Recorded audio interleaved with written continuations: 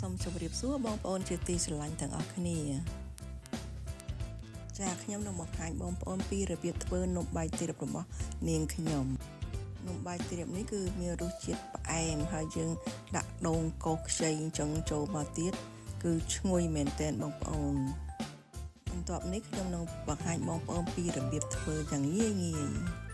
ចាខ្ញុំត្រាំអង្ករដំណើបចំនួន1គីឡូកន្លះរយៈពេល4ទៅ6ម៉ោងហើយខ្ញុំលាងទឹកវាឲ្យស្អាត3-4ទឹកទៅច្រោះវាហើយបន្ទាប់មកទៀតខ្ញុំទៅធ្វើការចំហុយនេះគឺខ្ញុំត្រាប់ស្បែកចំហុយដើម្បីកុំឲ្យអង្ករនោះធ្លាក់ចុះក្រោមហើយលាងអង្ករដំណើបដែលយើងស្រោះស្អាតនឹងហើយខ្ញុំយកអង្ករដំណើបនឹងយកមកចាក់ពីលើឲ្យច្រោះទឹកបន្ទាប់មកទៀតខ្ញុំត្រូវការយកទៅចំហុយមុនចំហុយខ្ញុំត្រូវដាំទឹកឲ្យពុះហើយខ្ញុំដាក់អង្ករដំណើបនឹងចូលមកហើយក្របវាឲ្យជិតធ្វើការក្របវាហើយខ្ញុំចំហុយរយៈពេល20នាទីនេះជាស្ករត្នោតដែលខ្ញុំត្រូវប្រើខ្ញុំប្រើមួយផាត់និងមួយដុំទាំងអស់ហ្នឹងបន្ទាប់មកទៀតគឺខ្ញុំមានដូងខ្ទិះដូងខ្ញុំប្រើ3កំប៉ុងទេបន្ទាប់មកខ្ញុំត្រូវយកដូងហ្នឹងយកមកបើកកម្របវាហើយយើងចាក់ចូលក្នុងឆ្នាំងមួយហើយនឹងយកទៅដាំជាទឹកស្ករឲ្យវារលាយជាល្បាយតែមួយបន្ទាប់មកទៀតខ្ញុំត្រូវការថែមអំបិល1ស្លាបព្រាកាហ្វេដែរចាយើងដាក់កូរចូលគ្នាដាំវាឲ្យរលាយស្ករនិងទឹកខ្ទិះដូងជាមួយគ្នាឲ្យសព្វទៅទឹកស្ករបានរលាយអស់ហើយបន្ទាប់ពីទឹកស្ករយើងរលាយជាល្បាយទៅមួយហើយ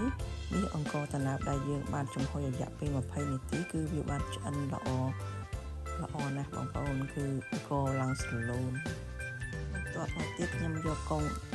ដូងកោសចំនួន1ចានចង្កឹះយកទៅចាក់នៅទឹកស្ករហ្នឹងដើម្បីឲ្យញ៉ាំទៅមានរសជាតិខ្ទិះដូងកាក់ហ្នឹងឆ្ងាញ់ធ្វើអញ្ចឹងទៅឆ្ងាញ់បងប្អូនគឺដូងកោសខ្ចីបន្ទាប់មកគឺបាយដំណើបដែលយើងចំហុយហើយនេះខ្ញុំចាក់ចូលនឹងទឹកខ្ទិះដូងនឹងដែរ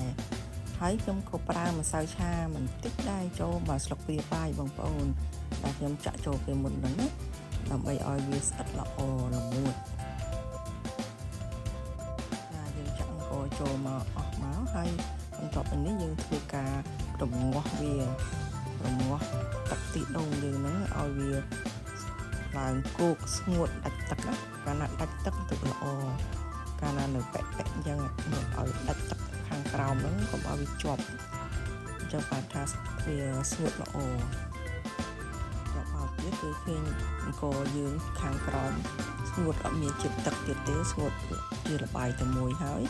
យើងឃើញថាវាល្អហើយខ្ញុំក៏យកថាសមួយមកហើយយើងយកដែលយើងធ្វើហើយហ្នឹងយកមកចាក់លើថាសហ្នឹងទៅហើយយើងធ្វើការសង្កត់វាឲ្យវាតម្រៀបស្មើសាច់តែមួយទៅគឺយើងសង្កត់វាឲ្យស្មើជាសាច់តែមួយអញ្ចឹងល្អឲ្យណែនណាដើម្បីយើងធ្វើអញ្ចឹងឲ្យវាខាំជាប់គ្នាហើយខ្ញុំធ្វើបាន2ថាសចំនួនមកអង្គ1គីឡូកន្លះហ្នឹងខ្ញុំធ្វើបានមកថាសហ្នឹងហើយខ្ញុំដាក់បាតកូន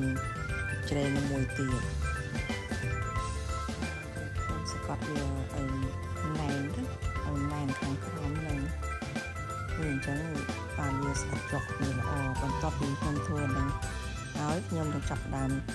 លីងល្ងបងប្អូនខ្ញុំនឹងយកផ្ទះមួយខ្ញុំបដាក់លីងល្ងនេះបាក់ផ្ទះឲ្យក្តៅទៅហើយខ្ញុំយកល្ងសយកលីងវាឲ្យឈ្ងុយ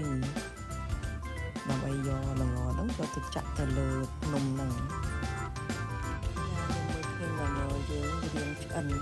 ហើយឈ្ងុយស្រួយល្អហើយយើងក៏បិទភ្លើងហើយយកល្ងហ្នឹងយកទៅតម្រៀប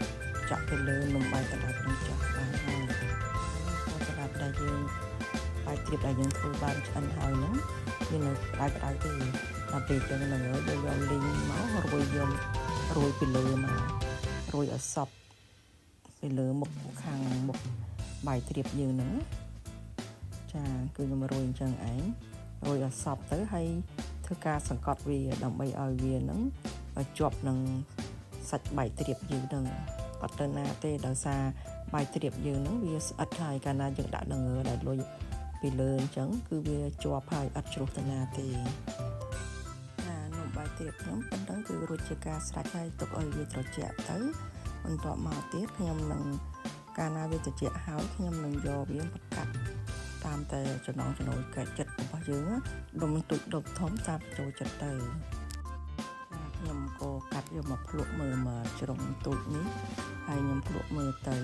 គឺរសជាតិវាផ្អែមល្មមប៉ុណ្ណឹងបងប្អូនចាគឺផ្អែមឈ្ងុយជាមួយនឹងខ្ទិះដូងហើយនឹងឈ្ងុយជាមួយនឹងខ្ញុំសូមអរគុណបងប្អូនដែលតាមដានវីដេអូរបស់នាងខ្ញុំពីដើមរហូតដល់ចប់សូមជម្រាបលា